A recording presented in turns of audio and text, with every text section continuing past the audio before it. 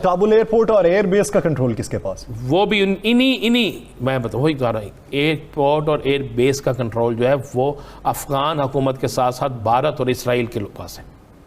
ये आपको मैं सद का इतला दे रहा हूँ।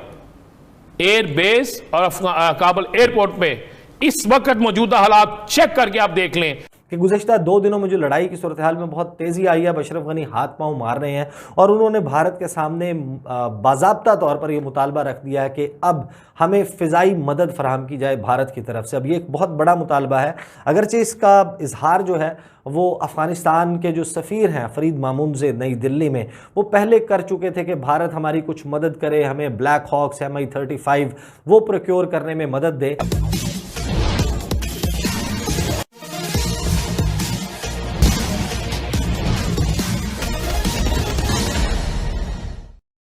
इस एक खबर ने कि भारत अफगानिस्तान की राजधानी काबुल और वहां के हवाई अड्डे की सुरक्षा की जिम्मेदारी ले ली है और इसमें उसको अमेरिका और इजराइल का साथ मिल रहा है। यही आज पाकिस्तानी मीडिया में चर्चा का विषय बना हुआ है और पाकिस्तान में इस एक खबर ने हंगामा फैला दिया है। क्या है पूरा मामला, आइए आगे सुनते हैं। काबुल एयरपोर्ट और एयरबेस का कंट्रोल किसके पास? वो भी इन्हीं मैं बताऊँ वही कह रहा हूँ, एयरपोर्ट और एयरबेस का कंट्रोल जो है वो अफगान हुकूमत के साथ साथ भारत और इसराइल के पास है। ये आपको मैं सद का इतला दे रहा हूँ। एयरबेस और काबुल एयरपोर्ट पे इस वक्त मौजूदा हालात चेक करके आप देख लें। ये मैं चैलेंज से कह रहा हूँ कि वहां पर भारतीय और इसराइली एजेंसीज के लोग मौजूद हैं, कंट्रोल उनका मौजूद है। वो अफगान एजेंसियों के साथ मिलकर पूरी प्लानिंग करते हैं। वहां से सारा कुछ चल रहा है, कौन आ रहा है, कौन जा रहा है, वहां पे किस मुल्क के लोग आ रहे हैं, किस मुल्क से जा रहे हैं, कौन सा त्यारा लैंड कर रहा है, कौन सा त्यारा लैंड नहीं कर रहा, वहां से उड़ने वाले जहाज किस मुल्क के हैं, किस पे जाके हमला करते हैं, सब कुछ वो कंट्रोल कर रही है। 3 लेकिन राणा साहब, आप क्या समझते हैं कि जो अमेरिका है वो अफगान फौजियों की मदद करेगा? मेरा जाती ख्याल है ये कि अगर वो अफगान फौजियों की मदद नहीं करता और खाना जंगी मजीद बढ़ती है तो अमेरिका के पास एक जवाब पैदा हो जाएगा कि 10 साल से हम बिला वजह यहां पे नहीं थे। जवाब उनके पास था, जवाब पैदा किया गया है। आप क्या समझते हैं ये अमेरिका की मर्जी के बगैर हो रहे हैं? ये वहाँ पर जो भारतीय त्यारे आ रहे हैं, जो इसराइली त्यारे वहाँ पे आ रहे हैं, जो इसराइली कमांडोज वहाँ पे आ रहे हैं, जो वहाँ पे CIA के लोग आके बैठे हुए हैं, जो वहाँ पे रा के लोग बैठे हैं, जो वहाँ पे मोसाद के लोग बैठे हैं, क्या अमेरिका की मर्जी के बगैर बैठे हैं? और उसके बाद वहाँ पर भारतीय फौज जो है वो भी अफगानिस्तान में आ जाएगी, वहाँ पे मोसाद के लोग भी होंगे, इसराइल के कमांडो भी आ जाएंगे और दीगर जो इन्होंने एक अपनी दहशतगर्द तंजीमों को सपोर्ट करते थे पसी पर्दा, वो भी आ जाएंगी और वो तालिबान को आराम से गिरा लेंगे। यासर 3 बिल्डिंगें काबुल के अंदर, 3 बिल्डिंगें, उन 3 बिल्डिंग्स के अंदर इस वक्त गैर मुल्की फौजी, गैर मुल्की खुफिया एजेंसियों के अहम तरीन अफराद और वहां पर उनके समझ ले के हेड ऑफिस के बाद जो सब ऑफिस हैं वो बन चुके। रा मोसाद तो ऑलरेडी वहां पे रहा, मोसाद CIA के लोग भी वहां मौजूद हैं। लेकिन राणा साहब, कितने अरसे तक? मैं बताता ये जो वो उनको यकीन ये है कि वहाँ पर इस वक्त इसराइली कमांडोज मौजूद हैं, वहाँ पर इंडियन फोर्सेस मौजूद हैं, वहाँ पर कुछ ऐसे लोग जिनके वैसे मुखालफत की जाती थी कि जनाब ये दहशत गर्द हैं, लेकिन सबको पता चल गया था कि दाइश के पीछे कौन खड़ा है, सबको पता चल गया था कि TTP के पीछे कौन खड़ा है, सबको पता चल गया था किसके पीछे कौन खड़ा है। वो उनके लोग वहाँ पे मौजूद हैं। ये एक खौफनाक प्लानिंग कर रहे हैं, ये एक नफरत पैदा करेंगे। उसके बाद इनको यकीन है कि हम काबुल में बैठ के कोई ऐसा खेल खेल देंगे, ऐसा खेल खेल देंगे कि गैर मुल्की जो है फौजी हैं उनके ज़रिए, गैर मुल्की तैयारों के ज़रिए, फौजी तैयारों के ज़रिए तालिबान पे हमले करवाएंगे, उन पे बमबारी कराएंगे। उसके बाद बहुत आसानी वहाँ निकल जाएंगे और तालिबान गंदे भी हो जाएंगे, इंटरनेशनल सतह पे सारा मामला भी ठीक हो जाएंगे और पाकिस्तान पे इल्ज़ाम इतने लगा देंगे कि पाकिस्तान जो है उसको भी टारगेट करने में आसानी होगी। ऐसा नहीं होगा।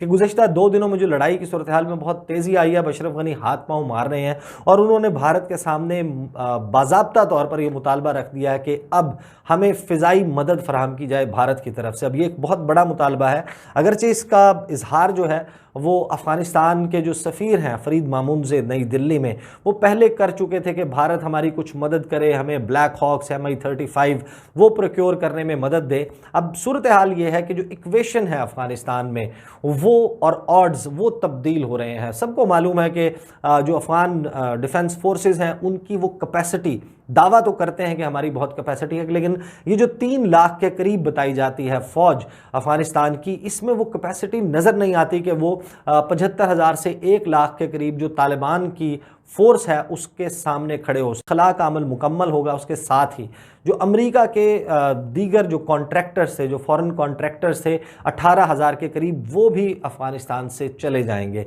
और इन कॉन्ट्रैक्टर्स की मौजूदगी अफ़गानिस्तान में अफ़गान नेशनल जो फोर्सेस हैं उनके लिए ही इंश्योर करती थी एयर पावर, कि जो फ़िज़ाई मदद फराहम की जाती थी वो इन कॉन्ट्रैक्टर्स ही की बदौलत चल रही थी। और अब अफ़गानिस्तान की जो आर्मी है, जो उनकी एयर फोर्स है, उसमें ये कैपेसिटी नहीं है कि वो अपने फ़्लाइट ऑपरेशन को और जो फ़िज़ाई मदद है अपनी फोर्सेस, ग्राउंड फोर्सेस को वो फराहम कर सकें। तो जैसे ही 31 अगस्त का वक्त आएगा तो ये मालूम है अशरफ गनी को कि ऑड्स तब्दील हो जाएंगे, इक्वेशन तब्दील हो जाएगी ऑन ग्राउंड। और इसी वजह से उन्होंने भारत से ये मुतालबा किया है कि हम आपसे चाहते हैं कि अब आप हमारी एरियल सपोर्ट करें, हमें जो इंडियन एयर फोर्स है उसके तैयारे भिजवाएं। और इसी इंडियन फोर्स का भी इम्तिहान भारत के अंदर भी कुछ लोगों का यह मानना है कि चूंकि भारत का अफगानिस्तान से सीमा नहीं सड़ती है तो भारत को अफगानिस्तान के मामले में नाक नहीं गड़ाना चाहिए।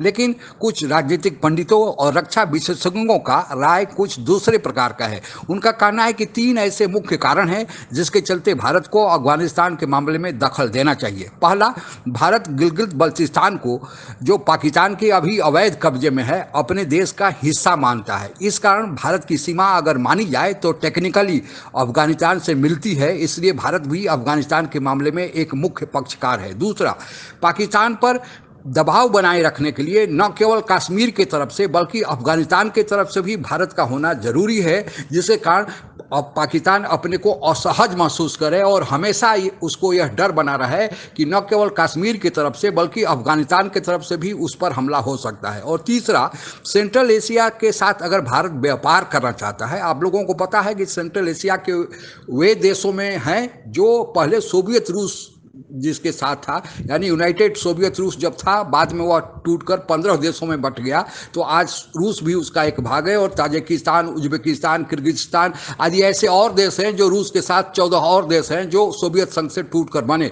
तो अगर इन देशों के साथ भारत को व्यापार करना है तो सेंट्रल एशिया के देश ये माने जाते हैं, तो इसके लिए अफगानिस्तान जरूरी है। क्योंकि अगर भारत से कोई माल सड़क मार्ग से जाता है तो भारत से पाकिस्तान, फिर अफगानिस्तान, तब सेंट्रल एशिया, और अगर पाकिस्तान रास्ता नहीं देता है तो फिर भारत से ईरान, ईरान से अफगानिस्तान और फिर सेंट्रल एशिया जाना होगा। तो अगर किसी भी तरह सेंट्रल एशिया के देशों के साथ भारत व्यापार करना चाहता है तो बीच में अफगानिस्तान पड़ेगा, इसलिए अफगानिस्तान में भारत का होना जरूरी है। इसके अलावा एक और बात ऐसी कही जाती है कि चूंकि अफगानिस्तान की सीमा चीन से सटती है और चीन का जिंजियांग प्रांत, जहां वह उइगुर मुस्लिमों पर अत्याचार करता है और उइगुर मुस्लिमों पर अत्याचार करने के कारण वे लोग भी हथियार उठा लिए हैं और आए दिन चीन में आतंकवादी घटनाओं को अंजाम देते हैं। भारत अगर अफगानिस्तान में रहा तो उनको बढ़ावा दे सकता है।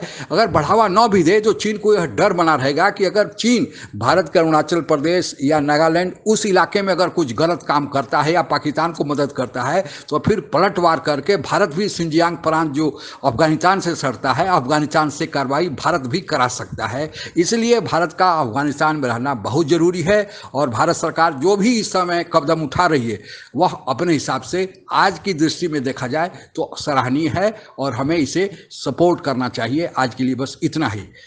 आप अगर हमसे जुड़ा रहना चाहते हैं तो कृपया मेरे चैनल को सब्सक्राइब करें तथा बेल आइकन भी दबा दें ताकि नई वीडियो की जानकारी तुरंत आप तक पहुंच जाए।